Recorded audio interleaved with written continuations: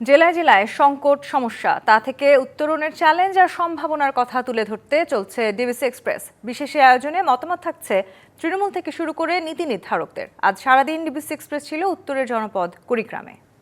CSRF নিবেদিত DBC এক্সপ্রেসে সবাইকে স্বাগত জানাচ্ছি। আমরা আজ সারাদিন ছিলাম কুড়িগ্রামে এবং কুড়িগ্রামের যত সংকট সম্ভাবনা এবং চ্যালেঞ্জ রয়েছে সেসব নিয়ে কথা বলেছি সাধারণ মানুষের সাথে। এই মুহূর্তে আমার সাথে রয়েছেন কুড়িগ্রামের অতিরিক্ত জেলা প্রশাসক উত্তম কুমার রায়। আমি তার সঙ্গে কথা বলবো এই এলাকার সংকট এবং সমাধানের বিষয়ে তারা আসলে প্রশাসন কি বলছে। একটু আপনার কাছে শুরুতেই জানতে চাই, এই কুড়িগ্রামে চরাঞ্চল নিয়ে আসলে অনেক সংকট রয়েছে, সেখানকার শিক্ষা ব্যবস্থা নিয়ে অনেক সমস্যা রয়েছে, তো সেগুলো আসলে আপনারা সমাধানের জন্য কোন রকম ব্যবস্থা নিয়েছেন কিনা?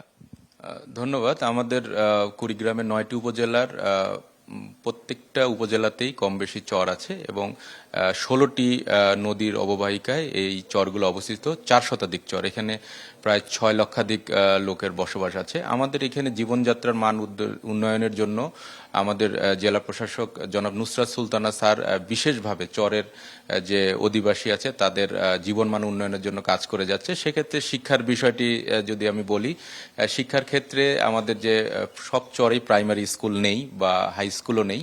সেক্ষেত্রে স্যার হচ্ছে আমাদের যে প্রাইমারি স্কুলগুলো যে আছে সেখানে যাতে আমাদের শিক্ষকরা নিয়মিত যাতায়াত করতে পারে সেজন্য নৌকার ব্যবস্থা করে দিয়েছে এবং সাথে সেখানে যাতে থাকার ব্যবস্থা আমাদের শিক্ষকদের হয় সেই ব্যবস্থাটা করে দিয়েছে।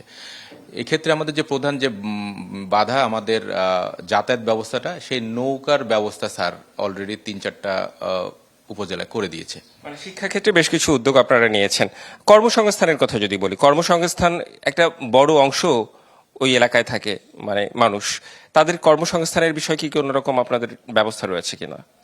ধন্যবাদ। আমি আবারও বলতে চাই যে আমাদের জেলা প্রশাসক স্যার আমাদের কর্মসংস্থানের জন্য সেখানে আমাদের এখানে টিটিসি, যুব উন্নয়ন সহ যে সরকারি বিভাগগুলো আছে তাদের যে প্রশিক্ষণগুলো বিভিন্ন ট্রেডে হয়, আমাদের চরের অধিবাসীদেরকেই বেশি প্রাধান্য দেওয়ার জন্য স্যারের নির্দেশনা আছে। সেই অনুযায়ী প্রশিক্ষণ দেয়া হচ্ছে এবং সাথে কিছুদিন আগে আমাদের 4টা ব্যাচে আমাদের সেলাই প্রশিক্ষণ কার্যক্রম চলমান ছিল এবং শেষ হয়েছে। তাদের মাঝে সেলাই মেশিন বিতরণ করা হয়েছে। সাথে আমাদের এখানে গামছা এবং একটি চরে জামদানির কার্যক্রম চলমান আছে, সেগুলো বিপণন এবং সেগুলো বাজারজাতকরণের জন্য স্যার বিভিন্ন উদ্যোগ গ্রহণ করেছে। একটু সংক্ষেপে জানতে চাই স্বাস্থ্যসেবা সম্পর্কে। চরাঞ্চলের যোগাযোগ ব্যবস্থা খুব একটা ভালো না, সেই ক্ষেত্রে আসলে সেটার সমাধান কি হতে পারে?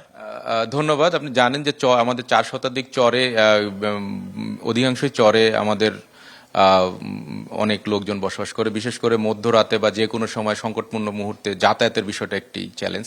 সেক্ষেত্রে আমাদের প্রতিটি উপজেলায় একটি করে নো অ্যাম্বুলেন্স, প্রশাসনের নিয়ন্ত্রণাধীন নো অ্যাম্বুলেন্স করা আছে। সে সাথে আমাদের জেলা প্রশাসক স্যার ঊর্ধ্বতন কর্তৃপক্ষের সাথে যোগাযোগ করেছে যাতে আরও নতুন নো অ্যাম্বুলেন্স এবং স্পিড বোটের ব্যবস্থা থাকে, যে কোনো সময় যে কোনো মুহূর্তে যাতে জরুরি সেবা তারা আমাদের মেইনল্যান্ড থেকে পায়। আপনাকে অনেক ধন্যবাদ আমাদের আজকে ডিবিসি এক্সপ্রেসে যুক্ত হওয়ার জন্য। দর্শক, সিএসআরএম ডিবিসি এক্সপ্রেস আজ এ পর্যন্তই, অর্থাৎ সারাদিন আজ কুড়িগ্রামে ছিল। কুড়িগ্রামের সংকট সম্ভাবনা এবং তার সমাধান বিষয় নিয়ে কথা বলেছে। আগামীকাল ডিবিসি এক্সপ্রেস থাকবে গাইবান্ধায়, সঙ্গেই থাকুন।